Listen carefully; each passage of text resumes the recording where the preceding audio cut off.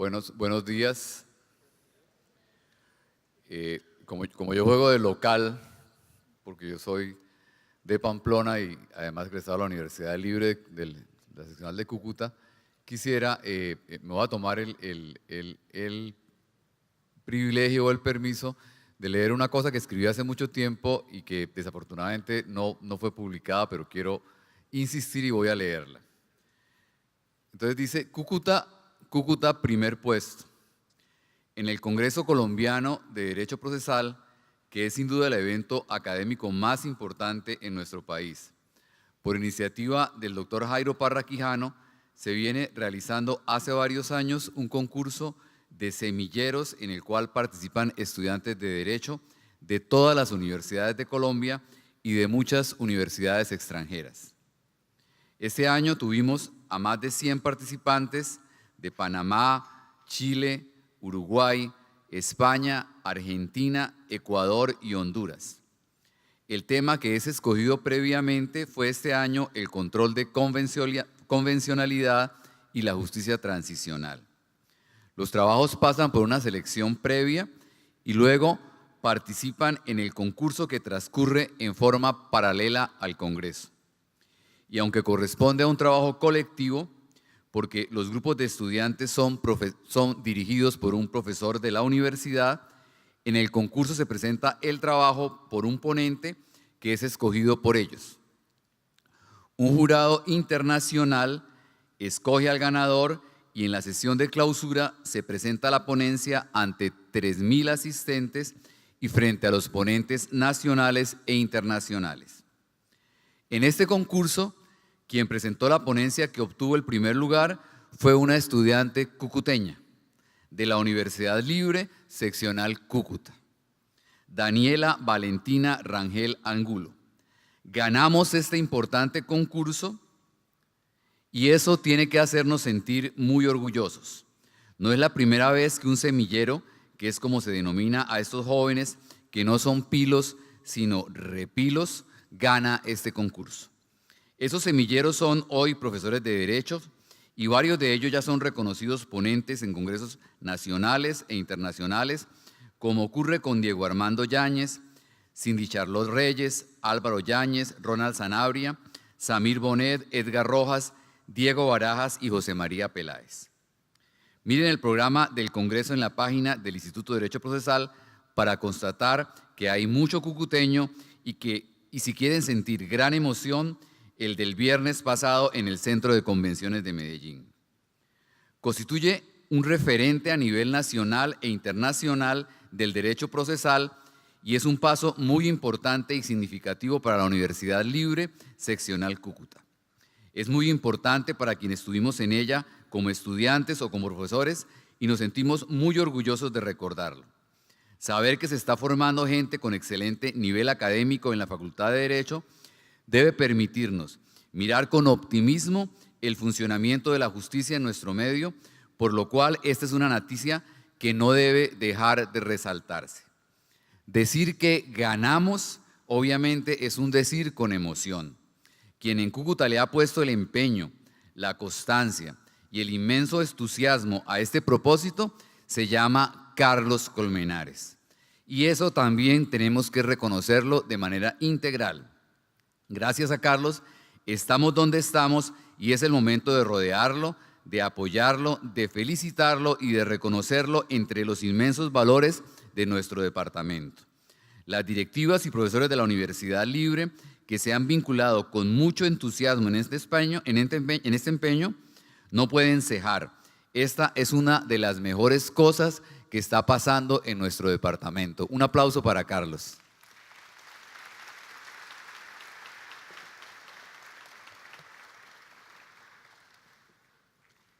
Dicho lo anterior, entonces vamos a exponer el tema que nos corresponde y a lo que quiero referirme es al estado actual de la jurisprudencia en materia de responsabilidad por privación de la libertad.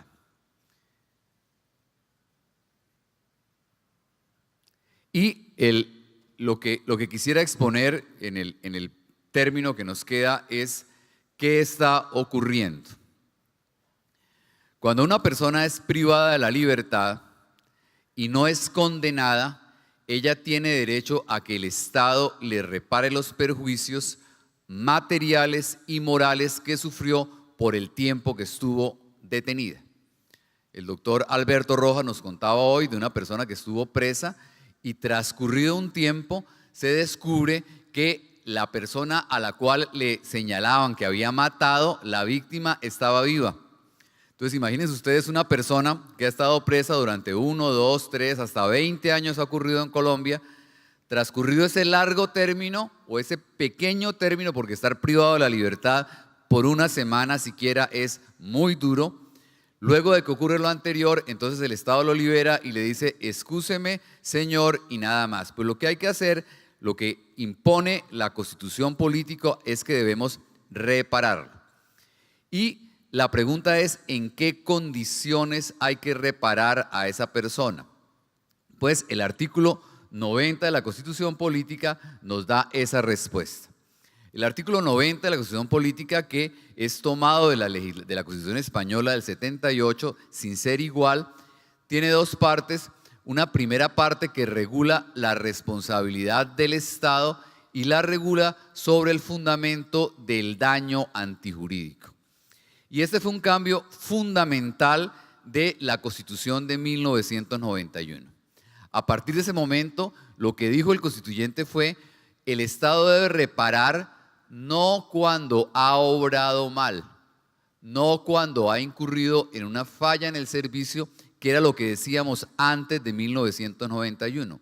Hoy lo que decimos es, el Estado debe reparar cuando ha causado un daño antijurídico. Y ese es un cambio fundamental en el cual lo que tenemos que indicar es que la responsabilidad del Estado, a la luz del artículo 90, es una responsabilidad de naturaleza objetiva.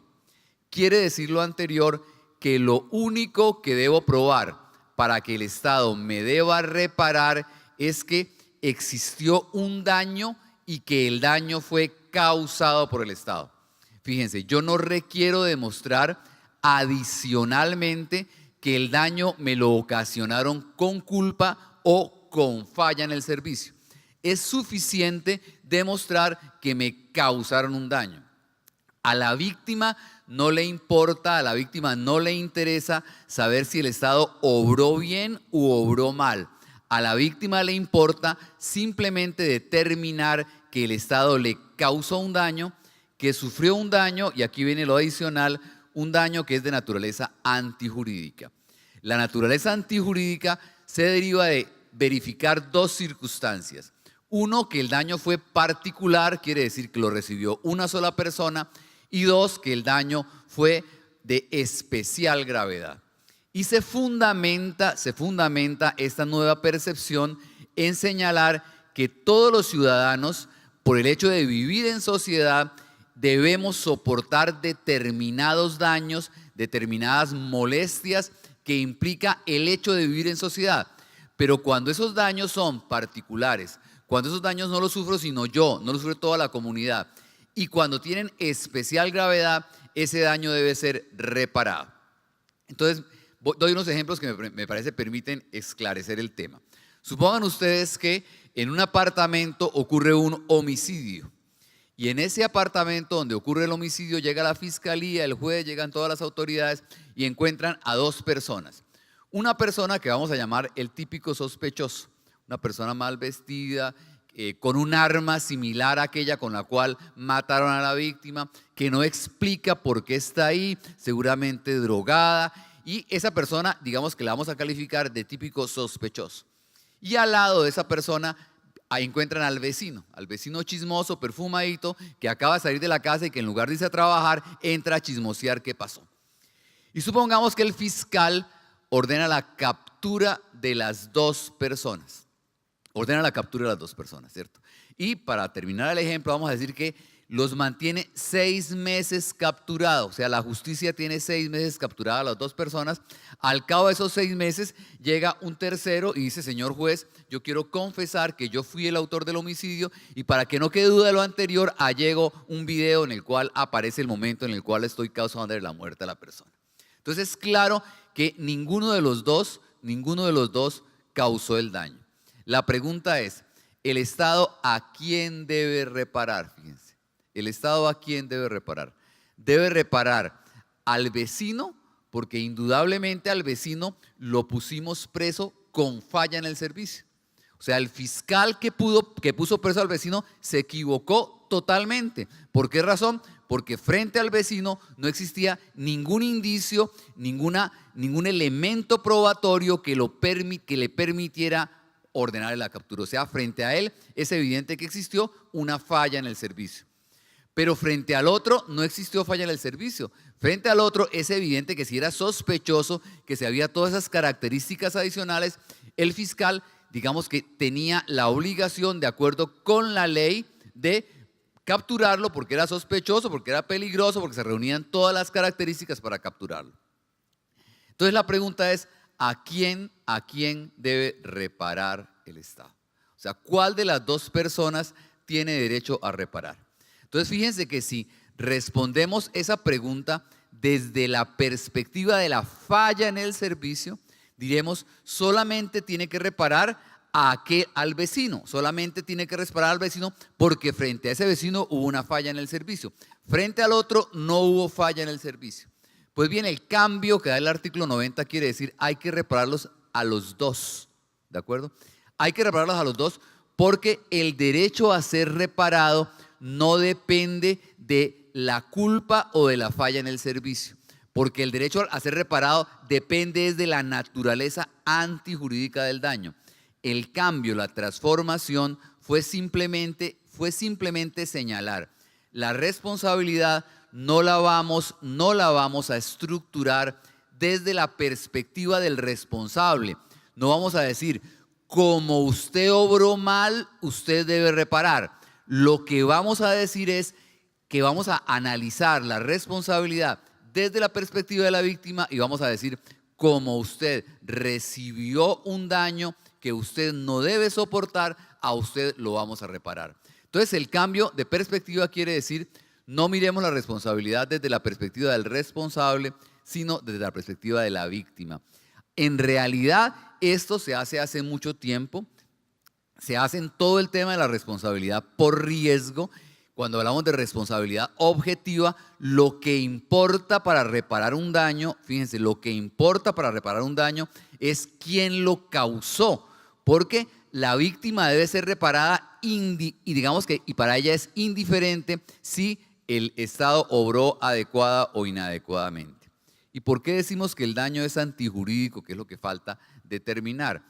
El otro ejemplo que yo pongo siempre es decir, supongamos que salimos de aquí, hay un tiroteo, viene la fiscalía y nos detiene a todos, nos dice un momentico nadie se mueve de aquí, le voy a tomar el testimonio a todos y nos demora 3 o 4 horas, ¿cierto? Nos daña el viaje a unos, a otros les daña el almuerzo, o sea, nos causa determinados perjuicios, ¿cierto?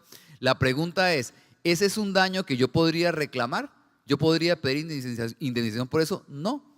Es un daño normal que usted debe soportar por el hecho de vivir en sociedad. O sea, la sociedad tiene que buscar delincuentes, eso hay que hacerlo. Yo tengo que testimoniar, por eso no me van a dar ninguna reparación. Pero si yo lo tengo a usted preso 1 año, 6 meses, ese es un daño, repito, grave, particular, de naturaleza antijurídica que usted debe reparar.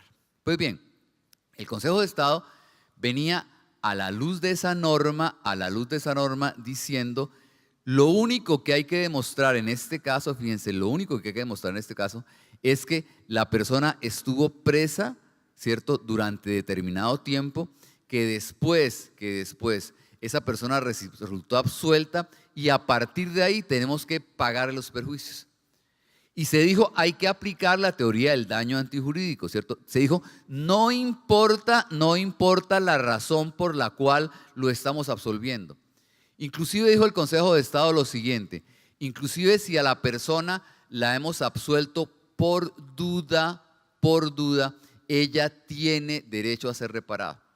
Y fíjense que la persona que hemos absuelto por duda no es una persona que estemos declarando inocente. Uno captura a un delincuente, ¿cierto? El Estado captura a un delincuente, lo tiene un año preso y al cabo del año, ¿cierto? Siendo un sospechoso, no logra recaudar las pruebas para condenarlo. Entonces tiene que liberarlo. ¿Él demostró su inocencia? No, él no demostró su inocencia. El Estado no superó la carga probatoria que tenía que superar. Y todo funciona a raíz de una cosa que se llama el principio de presunción de inocencia, de acuerdo con el cual nadie puede ser condenado sino previa una sentencia. Entonces el Consejo de Estado venía diciendo simple y sencillamente, hay que reparar, repito, hay que reparar en todos aquellos casos en que tengamos a alguien privado de la libertad y lo soltamos sin que importe cómo fue que lo capturamos, sin que yo tenga que analizar si la providencia en la cual lo capturé es una providencia adecuada o inadecuada, ¿de acuerdo? A partir de ahí estamos estableciendo todo lo anterior. Y en realidad eso debería llevarnos a una indemnización automática. Eso debería, a donde debería conducir eso sería que el juez penal absuelva a la persona e inmediatamente después de que la absuelva, le liquide los perjuicios, le pague sin que se requiera un proceso.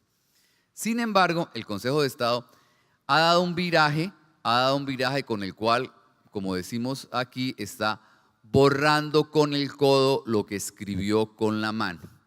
El Consejo de Estado está diciendo, procede la reparación siempre y cuando, y aquí quiero que le pongamos explicación, el cuidado a este punto que es el punto fundamental, ha dicho siempre y cuando no haya culpa de la víctima.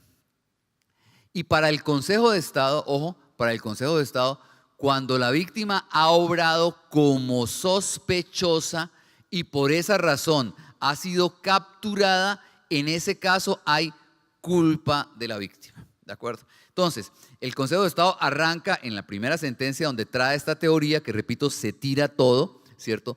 Es una señora que trabaja en la fiscalía, es la encargada del inventario y ella, digamos que tiene todo muy desordenado.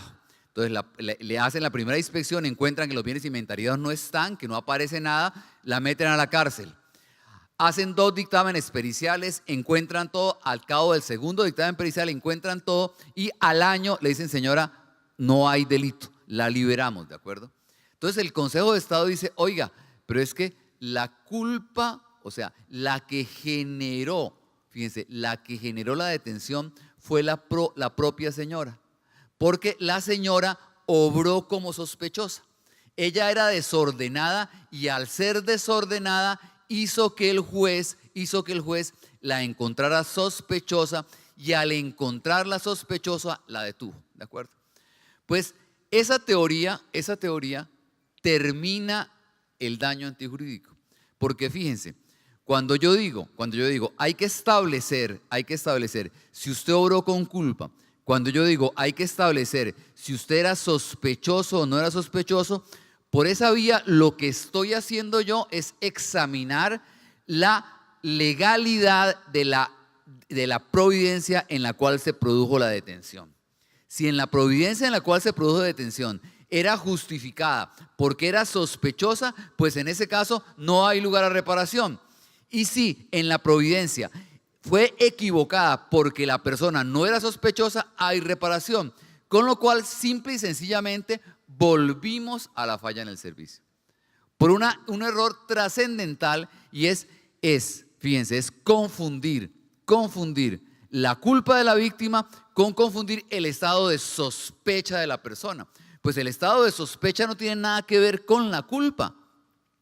La persona que está en estado de sospecha no hace nada para ser capturada. ¿Cuál sería el único evento en el cual uno podría hablar de culpa de la víctima? Podría hablar de culpa de la víctima porque además la ley lo dice, la ley no habla de culpa sino de culpa grave o dolo. Podría hablar cuando la persona intencionalmente, fíjense ustedes, intencionalmente tuerce la investigación. Cuando la persona, por ejemplo, confiesa un delito que no cometió para salvar a otra persona. Si yo voy y confieso un delito que no cometí para salvar a mi hijo o a mi hermano o a un amigo y me ponen preso, pues ¿quién es el que determinó mi detención? Fui yo el que determiné la detención. Solamente cuando haya un acto procesal dirigido a modificar la decisión, en ese evento podemos estar en realidad hablando de culpa de la víctima. Pero uno no puede confundir culpa de la víctima con sospecha porque, primero, eso no tiene nada que ver, o sea, la sospecha es un estudio que debe hacer el juez y segundo, repito, por esa vía estamos volviendo al estado anterior. La situación de la jurisprudencia actual, en realidad, si ustedes pueden mirar, porque hay muchas sentencias sobre el tema, lo que está ocurriendo simplemente es que el Consejo de Estado, en aquellos casos, ojo, en aquellos casos en los que estima que la persona debió ser condenada, y fue absuelta, en todos esos casos, particularmente en delitos sexuales, en delitos contra niños, en delitos contra mujeres, ¿cierto? En todos esos casos en los cuales el Consejo de Estado está considerando que la persona debió ser condenada, así haya sido absuelta, está negando la indemnización. Y voy a poner un ejemplo para terminar, porque creo que es un ejemplo que permite vislumbrar qué está ocurriendo. Un médico, fíjense, le practica un examen de ingreso a la universidad a una menor, ¿de acuerdo? Y ese médico es denunciado por la mamá de la menor. Y es denunciado por abuso sexual en la menor. Dice que le hizo procedimientos, particularmente le hizo un tacto, le hizo que la tocó, le hizo determinados procedimientos que no podía hacerle a una menor y que adicionalmente tenía que hacérselos en la presencia de su señora madre. Y lo denuncia por abuso sexual. El médico lo pone en preso 1 año, ¿de acuerdo? Al cabo del año, ojo con lo siguiente, al cabo del año, el médico es absuelto y el juez penal dice que el examen integral debía hacerlo, el médico. Pero no solamente el médico es absuelto por el juez penal, sino que es absuelto por el Tribunal de Ética Médica, ¿de acuerdo? Lo primero que tenemos que decir es que al Consejo de Estado, el Consejo de Estado estaba obligado a aceptar esa decisión. O sea, este señor fue declarado inocente.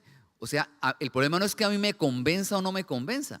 La decisión que yo tengo que respetar es la decisión que hace tránsito a cosa juzgada.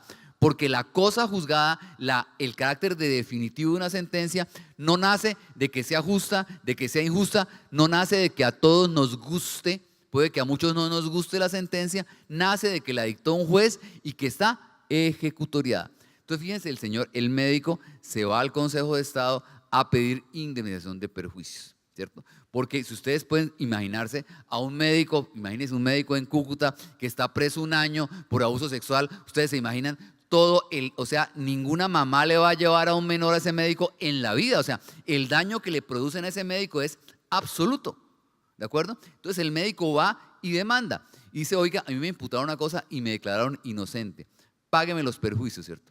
Y el Consejo de Estado examina el caso y el Consejo de Estado no lo convence. Entonces el Consejo de Estado hace 2 pronunciamientos que son gravísimos.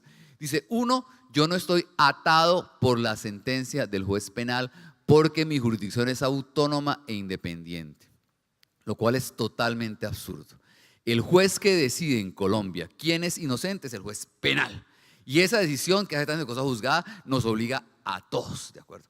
Entonces, después de que dice lo anterior, dice, y además considero que el señor incurrió en culpa porque hizo actos que lo hicieron ver sospechosos, y ojo con esto, razón por la cual él merece haber recibido ese daño.